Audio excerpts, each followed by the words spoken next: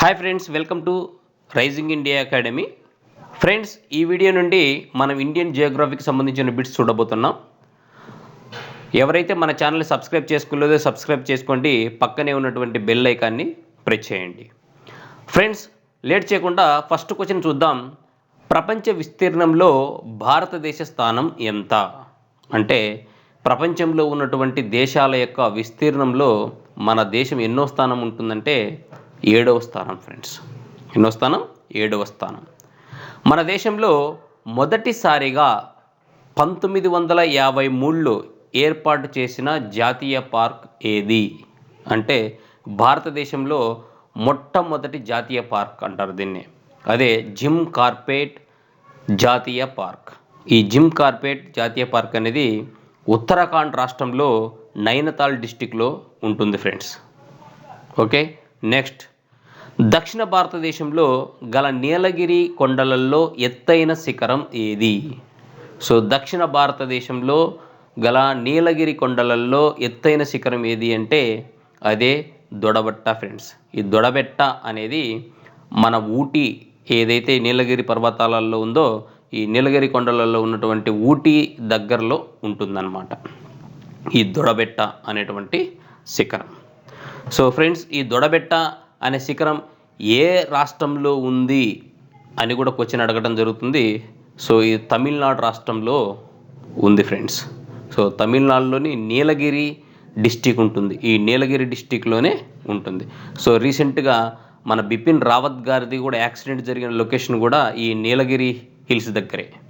So ఈ నీలగిరి కొండల ప్రాంతంలోనే మొన్న రీసెంట్గా బిపిన్ రావత్ గారి యొక్క హెలికాప్టర్ క్రాష్ కూడా జరగడం జరిగింది ఫ్రెండ్స్.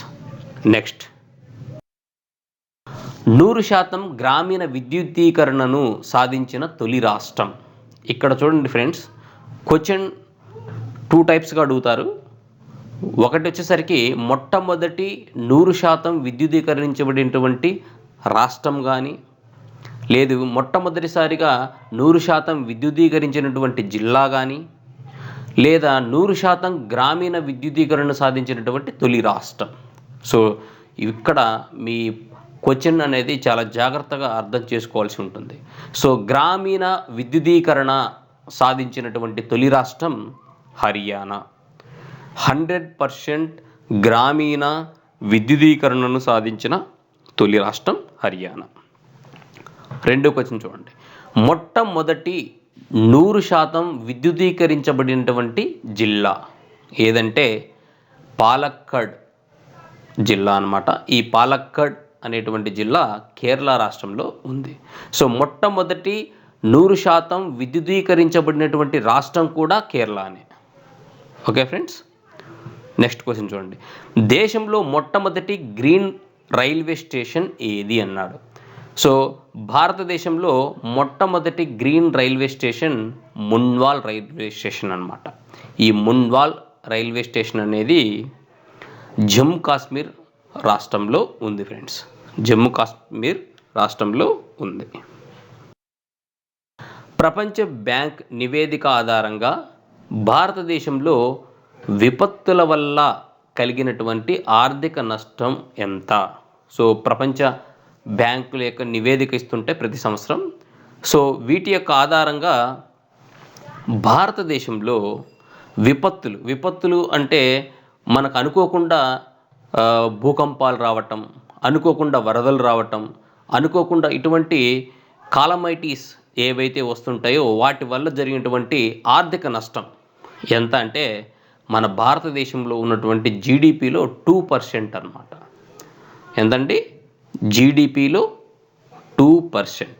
జీడిపి అంటే గ్రాస్ డొమెస్టిక్ ప్రోడక్ట్. సో దీని గురించి మనం ఎకానమీలో చెప్పుకునేటప్పుడు క్లియర్గా నేను ఎక్స్ప్లెయిన్ చేస్తాను. సో ఫ్రెండ్స్, జీడిపిలో 2%, very important bit. Next question చూడండి. సహజ విపత్తుల వలన కలుగు మరణాలు ఏ ఖండంలో ఎక్కువగా సంభవిస్తున్నాయి?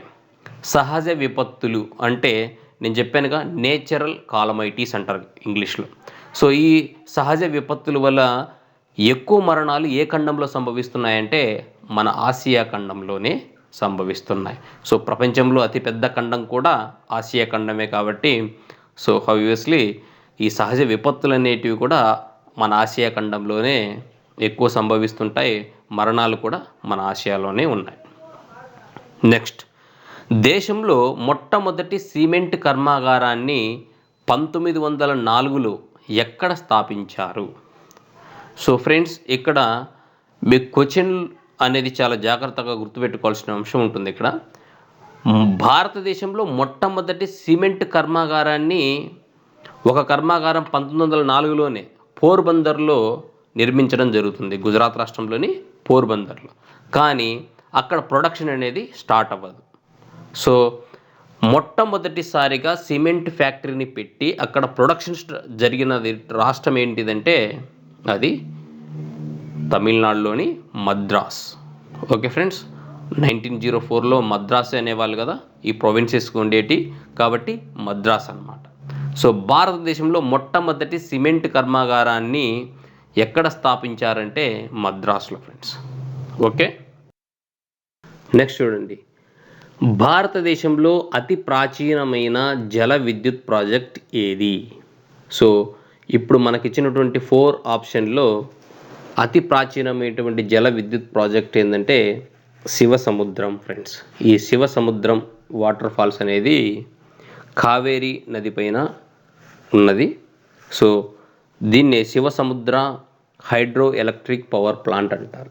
సో ఇది భారతదేశంలో 2వ అతి ప్రాచీనమైనటువంటి జల విద్యుత్ ప్రాజెక్ట్ అన్నమాట. సో మనకు ఆప్షన్లో మొదటిది ఇవ్వలేదు కాబట్టి భారతదేశంలో మొదటి జల విద్యుత్ ప్రాజెక్ట్ ఏది అంటే సింద్రపాంగ్ హైడ్రల్ పవర్ ప్రాజెక్ట్ అన్నమాట. ఇది డార్జిలింగ్లో ఉంది ఫ్రెండ్స్. సో దీన్ని మొట్టమొదటిసారిగా 1897లో ఏర్పాటు చేయడం జరుగుతుంది. ఓకే, నెక్స్ట్ చూడండి, హైదరాబాద్లో మక్కా మసీద్ నిర్మాణం ఏ మొఘల్ రాజుచే పూర్తి గావించబడింది? సో ఈ మక్కా, హైదరాబాద్లో ఉన్నటువంటి మక్కా మసీద్ ఏ మొఘల్ రాజుచే పూర్తి గావించబడిందంటే ఔరంగజేబ్. ఎవరండి? ఔరంగజేబ్. రత్నగర్భ అని ఏ రాష్ట్రానికి పేరు? రత్నగర్భ అని ఆంధ్రప్రదేశ్ రాష్ట్రానికి పేరు అన్నమాట. దేశంలో ఎక్కడ మొదటి సునామీ హెచ్చరికా కేంద్రం ఏర్పాటు చేశారు? ఈ సునామీ హెచ్చరికా కేంద్రం ఎక్కడ మొట్టమొదటిది ఉంది అంటే హైదరాబాద్లోని జీడిమెట్లలో ఉంది. Very important bit friends. Okay, మనకు ఇప్పుడు ఉన్నటువంటి ప్రతి ఎగ్జామినేషన్ పాయింట్ ఆఫ్ వ్యూలో ఈ పర్యావరణం గురించి అడిగేటువంటి క్వశ్చన్స్ చాలా ఎక్కువ వస్తున్నాయి. విపత్తులు అండ్ పర్యావరణం, విపత్తు, ఈ వీటి యొక్క క్వశ్చన్స్ అనేటివే ఇప్పుడు మెయిన్ ఇంపార్టెంట్ అయిపోయినాయి ఎగ్జామినేషన్ పాయింట్ ఆఫ్ వ్యూలో. సో మన సునామీ హెచ్చరికా కేంద్రం, మొట్టమొదటి సునామీ హెచ్చరికా కేంద్రం భారతదేశంలో ఎక్కడ ఉందంటే హైదరాబాద్లోని జీడిమెట్లలో ఉంది. నెక్స్ట్, రాష్ట్ర విపత్తు అథారిటీ వైస్ పర్సన్ ఎవరు? గుర్తుపెట్టుకోండి, రాష్ట్ర విపత్తు అథారిటీకి వైస్ పర్సన్ వచ్చేసరికి ముఖ్యమంత్రి ఉంటారు. అదే కేంద్ర విపత్తు అథారిటీకి వైస్ పర్సన్ వచ్చేసరికి ప్రైమ్ మినిస్టర్ ఉంటాడు. ఓకే, ప్రధానమంత్రి ఉంటాడనమాట. ఓకే ఫ్రెండ్స్, నెక్స్ట్ చూడండి, అంతర్జాతీయ సునామీ కేంద్రం ఉన్న చోటు. అంతర్జాతీయ సునామీ కేంద్రం ఉన్న చోటు హోనాలూలు. ఎక్కడండి? హోనాలూలు. వెరీ ఇంపార్టెంట్ బిట్ ఇవన్నీ కూడా. నెక్స్ట్ క్వశ్చన్, ప్రపంచ జనాభాలో భారత జనాభా శాతం ఎంత? సో ప్రపంచ జనాభాలో భారత జనాభా శాతం 17.5% అండి. సో ప్రపంచంలో 2వ అతిపెద్ద జనాభా కలిగినటువంటి దేశం భారతదేశంగా ఉండేది. సో ప్రపంచ జనాభాలో భారతదేశం యొక్క జనాభా శాతం ఎంత అంటే 17.5%. నెక్స్ట్ క్వశ్చన్ చూడండి, భారత వ్యవసాయ పరిశోధనా సంస్థ ఎక్కడ ఉంది? అగ్రికల్చరల్ రీసెర్చ్ సెంటర్ ఎక్కడ ఉందంటే న్యూఢిల్లీలో ఉంది. ఓకే ఫ్రెండ్స్, నెక్స్ట్, భారతదేశంలో మొదటి జాతీయ జలమార్గం ఏది? సో ఫ్రెండ్స్, ఇవి 4 కూడా ఇక్కడ ఇచ్చినటువంటి మీకు ABCDలు ఇచ్చినటువంటి 4 కూడా భారతదేశంలో ఉన్నటువంటి జలమార్గాలు, జాతీయ జలమార్గాలు అంటాం. సో అలహాబాద్ నుంచి హల్దియా వరకు ఉన్నటువంటి జలమార్గాన్నే మొట్టమొదటిసారిగా ఏర్పాటు చేయడం జరిగింది Allahabad to Haldia. Okay friends. Next రెండవది వచ్చేసరికి ధూబ్రీ టు సాదియా. మూడవది వచ్చేసరికి కొట్టాపురం టు కొల్లం. ఇప్పుడు ప్రజెంట్లీ గా విజయవాడ నుంచి ముక్త్యాల వరకు చేయటం జరుగుతుంది ఫ్రెండ్స్. ఓకే. సో భారతదేశంలో మొదటి జాతీయ జలమార్గం ఏది అంటే అలహాబాద్ టు హల్దియా. నెక్స్ట్ త్రిపుర రాష్ట్రం ఏ దేశంలో పొడవైన సరిహద్దును కలిగి ఉంది? ఈ త్రిపుర రాష్ట్రం ఏ దేశంతో పొడవైనటువంటి సరిహద్దును కలిగి ఉంది అంటే బంగ్లాదేశ్ దేశంతో పొడవైనటువంటి సరిహద్దును కలిగి ఉంటుంది. Okay friends. నెక్స్ట్ దేశంలో మొట్టమొదటి ఈపీజెడ్ ఎక్స్పోర్ట్ ప్రాసెసింగ్ జోన్ ఎక్కడ ఏర్పాటు చేశారు? భారతదేశంలో మొట్టమొదటి ఎక్స్పోర్ట్ ప్రాసెసింగ్ జోన్ అనేది గుజరాత్లో ఏర్పాటు చేయటం జరుగుతుంది ఫ్రెండ్స్. ఎక్కడ జరిగిందండి? గుజరాత్లో ఏర్పాటు చేయటం జరుగుతుంది.